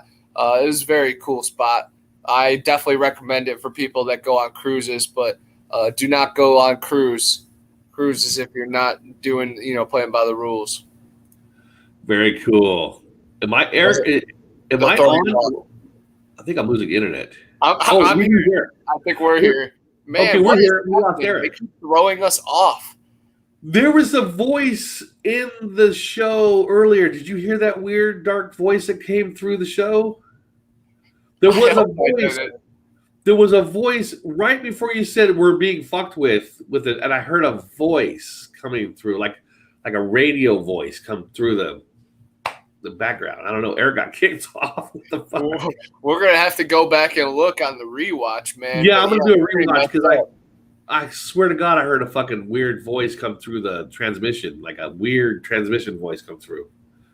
There's a lot. I saw a UFO last night, which I thought was fucking cool. And I was going to try to scream at the roommate, but it was like 1:30 in the morning, and I'm out having a cigarette in front of the flat. And there was a gold ball. And I go, that's got to be a star. Debunk. and that gold star was moving. I said, well, it's got to be a plane, but there's no red. And I worked at an airport. There's no red, no green flashes. It's a gold ball. And it was doing a weird W shape in the sky. And it was moving at the same time doing a W shape. And I said, oh, that's an unidentified flying object. Holy fuck. My strangest UFO encounter was an orange light. I was with one of my best friends, and we were looking at it just for about 5 minutes before we said anything. Then we're like, you see that? And then it felt like it started like taking over our minds, and it turned into a little line. And I was lucky enough to, turn my gaze off of it because that was just, it was horrible. I don't know if I would have got abducted straight up or what. Yeah, I think they do that. I have noticed that. I saw one before in California when I was running around over there, and I saw what looked like an orange ball that was spinning, and it was a black box in it. And it would spin, and it would go around, and come back around with a black box, and I'm like, what the fuck is that? And stopped right above the house. I said, is that a camera? Is that like a... And then all of a sudden, a helicopters come out of nowhere. It was like, oh, here comes the helicopters, of course. Can't be that big. Probably not that big, like a big ball. Like not like a ship size, but it was because it wasn't that big, but it was right above with a black box. I said, what the fuck? And then I saw somebody else's channel who had another picture of a helicopter chasing the exact same thing, but it was white with a black box. Wow. So if anybody sees, I was like, oh my God, I've seen that thing. Oh, here clearly the military knows about them and has to be aware. They're here, baby. Did you get knocked off? Knows about them and has to be aware. They're here, baby. Eric's.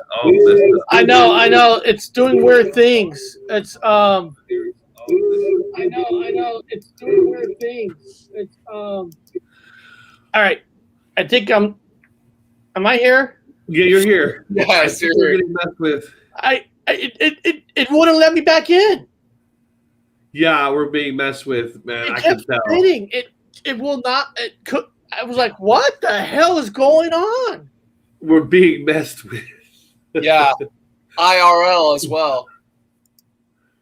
Yeah, because my internet was doing weird off and ons, and I got a booster right here.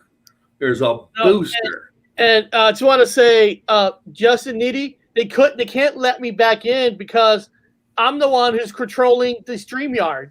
I'm the host, so they couldn't let me back in. I had to get back in myself. I can feel the strong, warm wind coming in here. There's no fans or there's no heater here, guys. Okay, you keep talking. What the fuck this is? There's a strong, warm breeze coming in here. Really? I'm tripping out myself. Like a heater, like somebody had like a hair dryer blowing across my face. What the fuck is this? Keep talking. What is this? No, it just sucks because I lost my strange website that I was getting this information gone. It's like it's all gone. I don't know, man. We're definitely under attack from some cyber optics. I don't know if they're hackers from the Matrix. I don't know if it's Mr. Smith trying to get us back from taking him down long ago, but god dang, man. Let us have it. Stop with the censorship. They hit us last night when we were talking about Chucky and Chucky's Bride. And then they come back today. Come on, man. Well, there's nothing outside. It's clear. There's nothing unusual, but it was a weird, strong breeze. It was hot coming through here. Oh, are you serious? Uh-oh, what happened?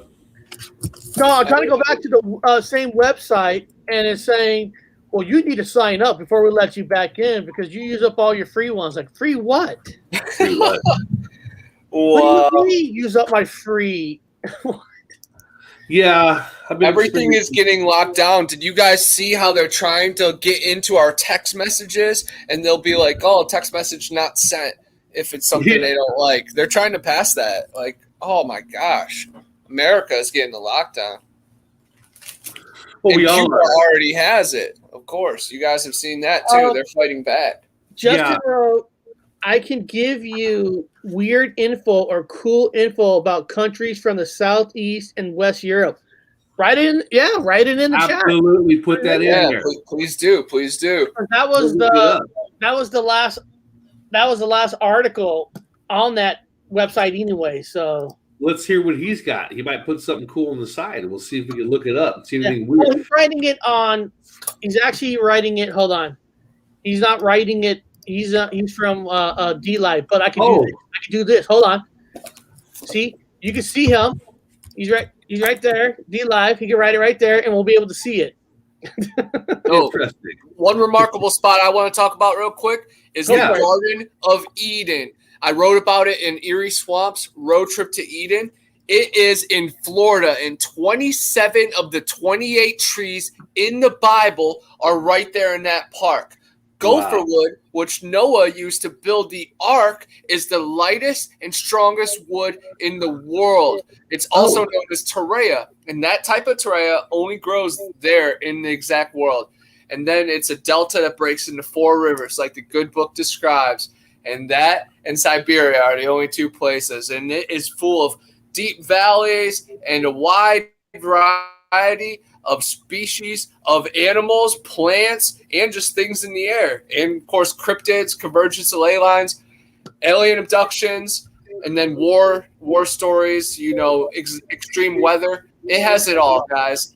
Where's the this? Mecca here in America, in the Panhandle, Florida, Bristol, Florida, Garden of Eden Trail. There's a documentary about it. There's a couple books about it. But I wrote about it, and I've went there plenty of times, and I've taken pictures of Sasquatch tree structures, tree breaks, tree branches. We've recorded howls over there, and we just did a night hike there a couple of weeks ago, and it was spooky. We saw some poisonous snakes, but nothing else bigger than us. But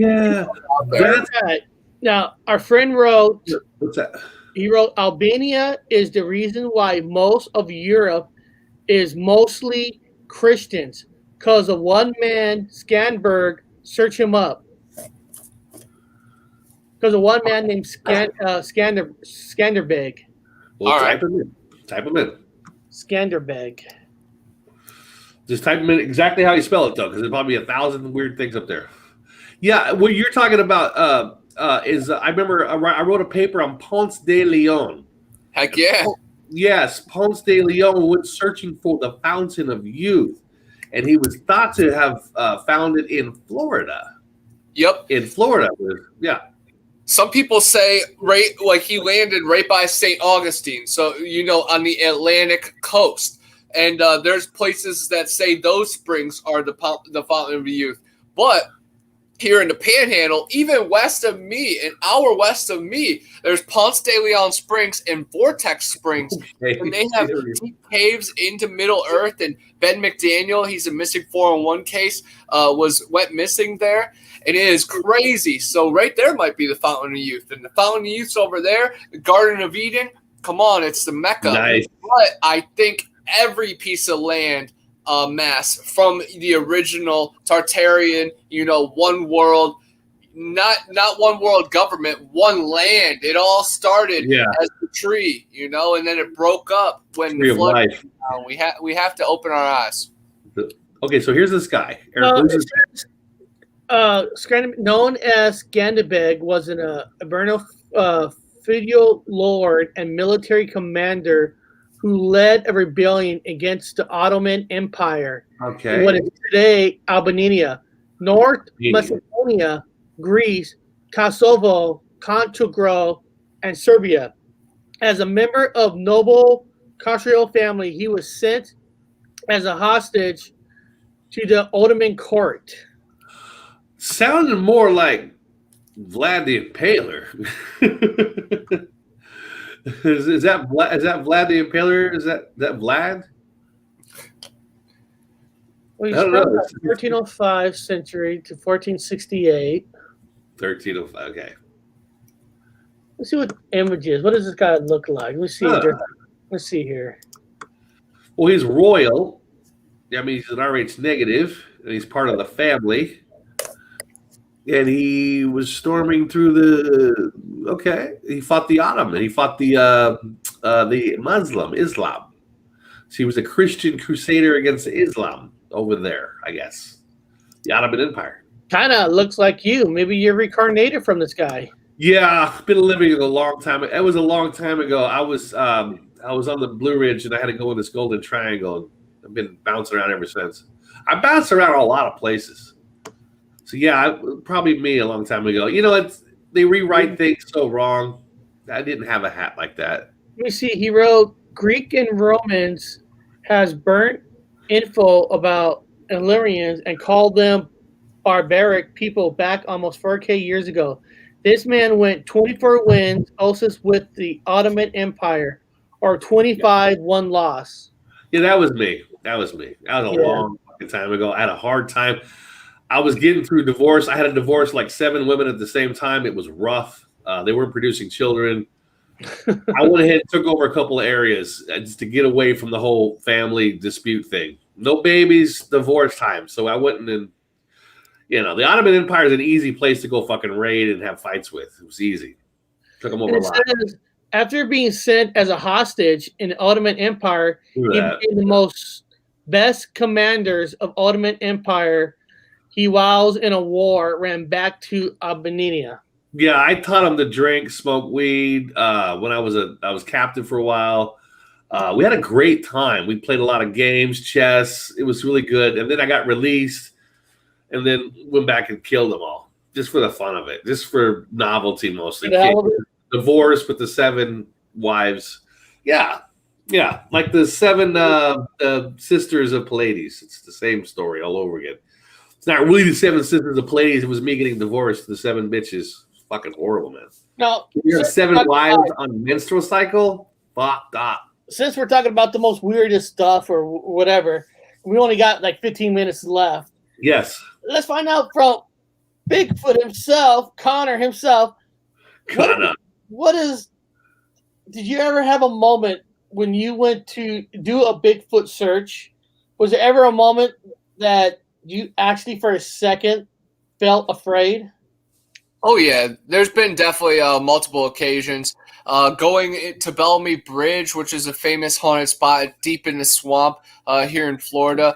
We were out past midnight, and we were stuck out there. It was the very first time I went out there, and it was raining. I was dehydrated. I was told there was a path, and there wasn't. So we were just stuck out there, and I really thought we were going to spend the night out there. So it really didn't have anything to do with paranormal or creatures, but sometimes just the weather and the environment could just suck you up. I've been caught in storms while going kayaking, and now, of course, there's poisonous snakes and giant alligators surrounding me. And, the more missing 401 stories I listen to, people missing right before big storms because it just wipes the path clean. So, yes, definitely on multiple occasions. I was hiking over in Torreya State Park probably like 6 weeks ago now, and we were deep on one trail, and I didn't know if it actually looped around since the storm damage might have cut it off.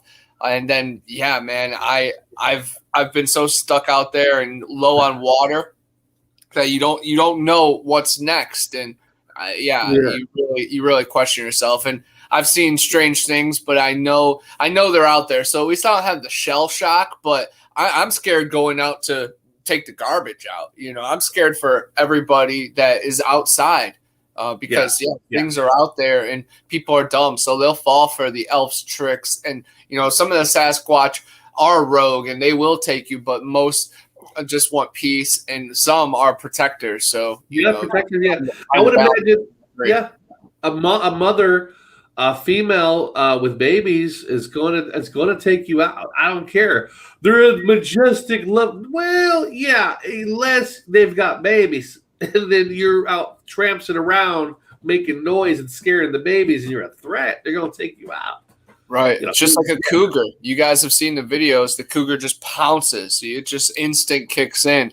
Just like how you're protecting a friend in a fight. It just happens. You don't even think about it, and you can't blame them, and you can't blame you. It's just fate of situation. Wrong place, wrong time for the person that goes down. Yeah, I even have a theory about Sasquatch that I back at the university with the anthropology class, and we talk about the hominids and why there's no evidence for Bigfoot. And so everyone was like, why would you not fight bones? We're debunking and blah, blah, blah. And I said, well, I have one answer. And they were like, well, what's the answer? I said, well, if I were if I were smart, which I would assume they are, and these are creatures that are known to pull trees out by their roots, flip them upside down and put them in the ground to let people know that they're there, then if I were one of them and I wanted to get rid of a human, and it was traditional for you to bury your dead under a tree, I'd pull it out by the roots, I'd put the body into the hole, and I'd put the tree back on top. Yep. They might be burying their dead under the tree. And so when you see them, they pull trees from the roots, put the body into the ground because they're that majestic where they believe the trees are the gods or the tree is their life. They'd put the tree back over the remains and then, ceremoniously make sure it's planted back in there properly and it regroots and it regrows itself. You'll never see that. You'll never see them bones again. 100%. It becomes the tree, of course, the spirit of the forest. It's bigger than the bones. And if people are asking for bones, they don't even know the first thing. Well, have you ever seen a human skeleton before? Has anybody seen a human skeleton before? Not many people. Not many people. That's for dang sure. Yeah. Well, also, when you bury, one of the problems was, I address this because humans at one time had a tradition, wanted to start a tradition is, well, my brother died. He loves trees. He's a big tree guy. He's a tree hugger. We're going to plant a seed on his burial bed, and then that damn tree grows over 100 years. Everyone forgets, but that tree grows, and it grows over the coffin, into the coffin. Everything is just gone at that point. It's deteriorated. Fungus grows into it, and everything is being used by that body in there, including the bones are up into the tree. There was no remains left. Where was he buried? We don't know anymore. He was told he was buried here 200 years ago. All we see are a bunch of trees because they were burying their bodies and they were putting seeds on the bodies. So, Bigfoot could body right into the trees, absorb. They're man. going to dig a hole. The best way to make a hole is to pull a fucking tree out. The hole is there. Put Grandpa Bigfoot into the ground. Put the tree back on top. Cover it all up. Boom, Grandpa, you'll never see that body again. You'll never see that. Power of bones, man. I actually heard a story secondhand. Tim T told Tristan from Hidden Relief, and then Tristan told me on the way home. Tim T, as a young boy, was walking down a railroad with his grandpa or with his dad, and they found animal bones, and they rubbed it on a wart on his leg, and then it went away. Not instantly, but very soon. And that's pretty interesting. So animal bones and human bones, just bones in particular, of course, they have calcium, but I think there's more to it, of course. Well, I think it's probably the fungi that was growing through it. Probably the fungi. Yeah, probably because using it as food source. So, yeah, probably worked because of the fungus on the bones. Wow, I didn't even think about that. That's very interesting. Fungus on the bone. That is interesting. Yeah, it's a fungus on the bones. If you have bones and you planted them next to trees, close to certain trees, ancestral bones, and then the fungi take over, like we talked about earlier in the show, you remove them bones, are going to be covered in that fungi slime. They're going to be all over it, so you can use it as medicine. Now, I don't recommend. It's only our hypothesis, people. So we'll be digging up. I found a leg bone. I'm gonna fix cancer. Let's slow it down on that one. Cancer. What else you got to lose, right? Well, yeah. I mean, we talk about with the Bigfoot because they like to take trees and tip them upside down, and that's their marker. He pulls them from the ground, the tree by their roots. Imagine that upper strength. I'm sure they can really just put their hands on the tree and, send kind of source energy to loosen up the roots. And then they just lift it out pretty easily. They have such a deep connection with the forest and the grid that, some do have to yank it out. Of course, we've seen the roots violently all over the place, but I think some of them just can lift it just like a noodle. If it's a ceremony for a burial, I don't think they're not working very hard for it. They're just doing what's right. If that's logically, after a storm happens and a tree is unrooted to the side, and then they say, well, this is an opportunity because it's still alive and fresh to discard our grandpa and grandma that just passed away. They remove they're smart enough that they place back into and they tilt the tree back. Maybe so like 30 of the Sasquatch are tilting the tree back into the hole and suspended and bury around it. Yeah, they could do that. You know,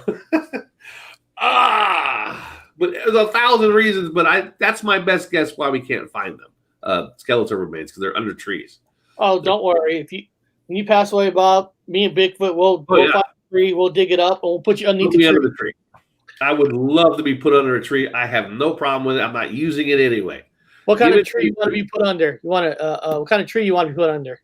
Oak tree, of course. I'm a wood. Oak tree. I'm gonna write that down. Oak tree.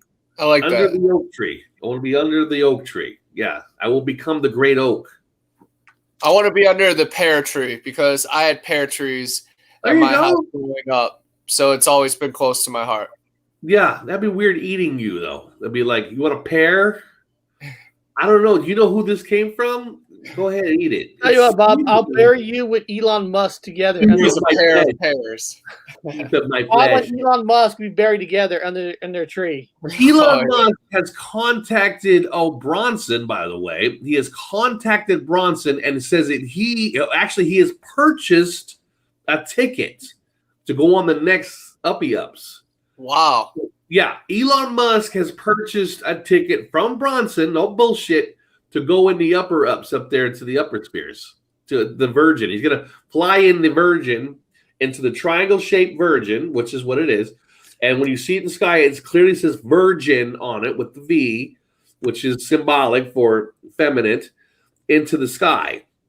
And then Bezos will later on launch his large penis-shaped rocket up there, and then he will have a fertile event. I wonder if I started a GoFundMe account, right? Yeah. I started a GoFundMe account and I made it. I got enough money to be able to purchase a ticket. Will they still let me on?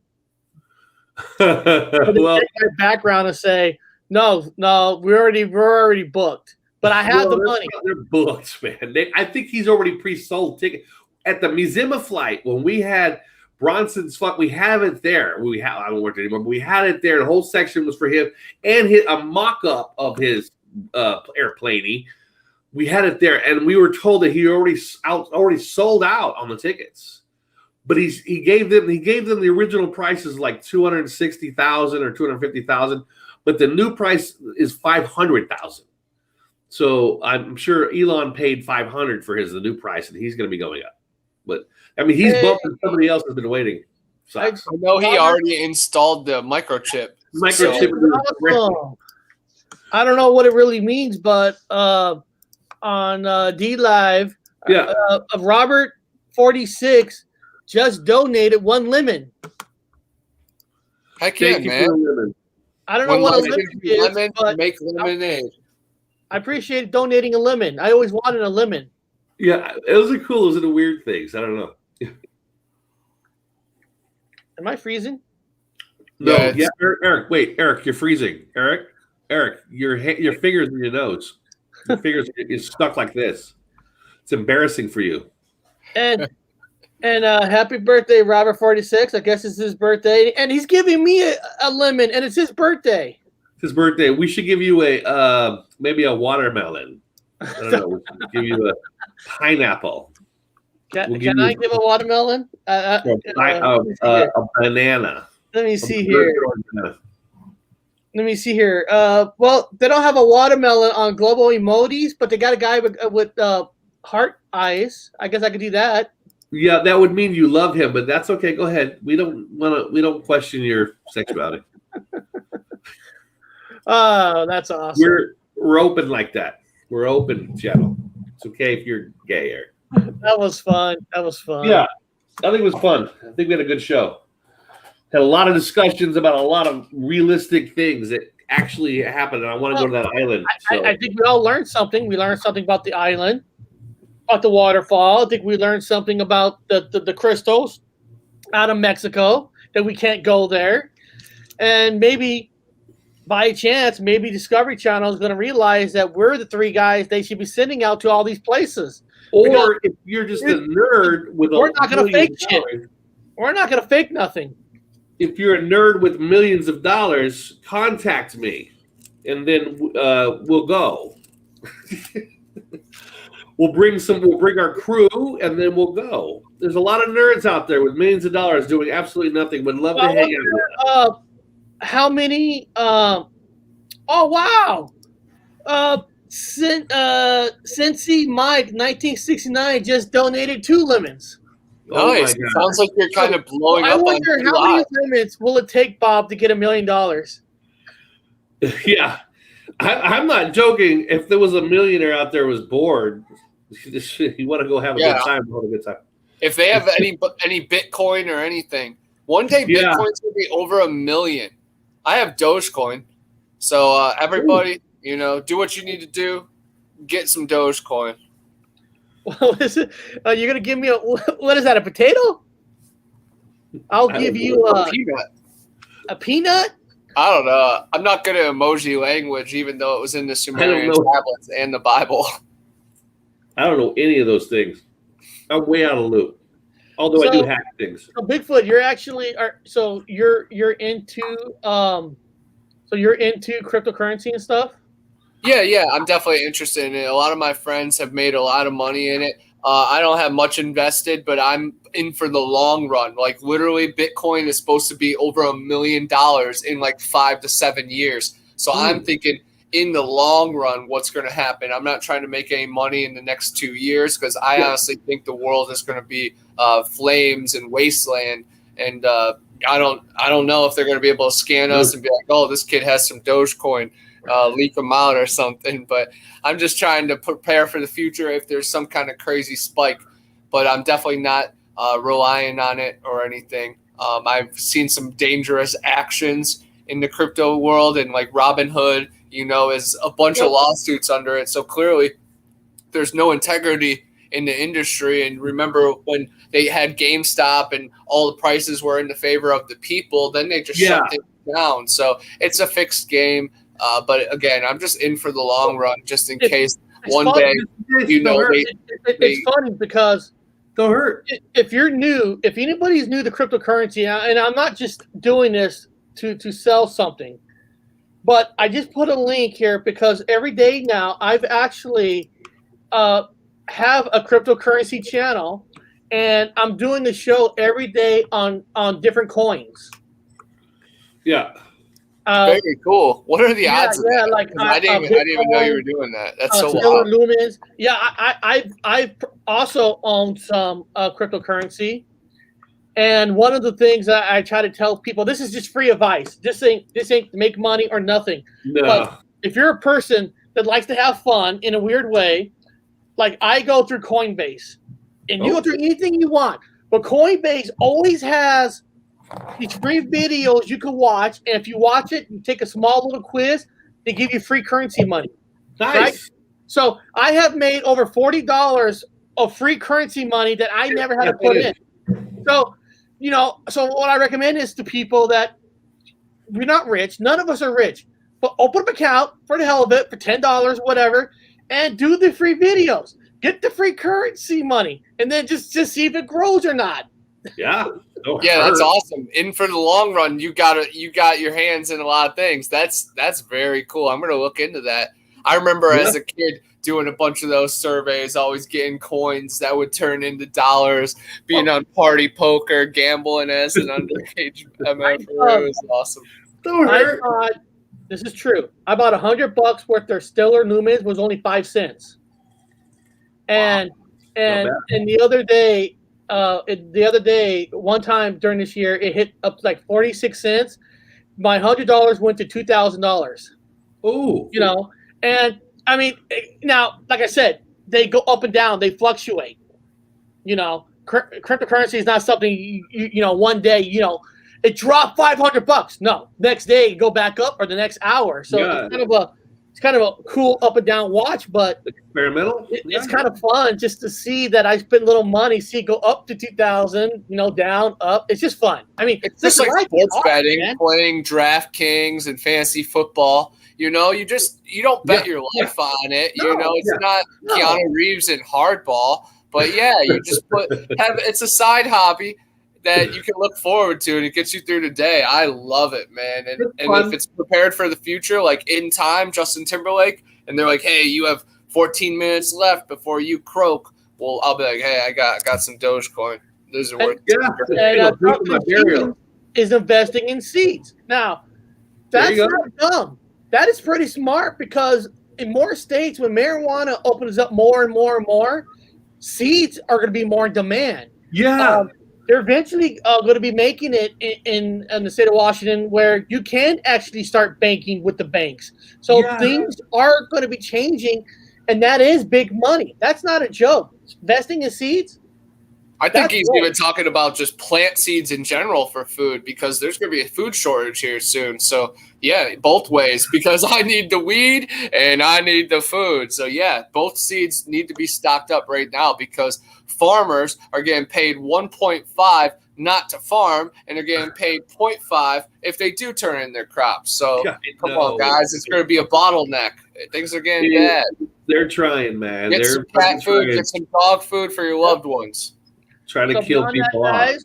Guys, I'll be back tomorrow on a Hard Talk channel. I haven't made the links yet, and we're back on Friday. Haven't made the links yet, but I will. Been a little behind. Been doing a lot of projects going on, a lot of things. So, but there will be up. And then Bigfoot's got some books that you can actually get through Amazon. So you guys know. I always like to talk about it at the end. Eerie Swamps, Road Trip to Eden, available on Amazon. Monsters and Mysteries Around the Corner, and Big Brother Bigfoot. They all talk about my adventures, because I know that people are going to be listening to this today, tomorrow, years from now, and in the future. And I can't wait till like one of these videos just cracks the algorithm and is on the news, and they're like, these 3 astro scientists have cracked the code to the Matrix of the 13 and have seen before the lines. Man, it will be some special times. I cannot wait. Can't wait for that day to happen. I keep praying.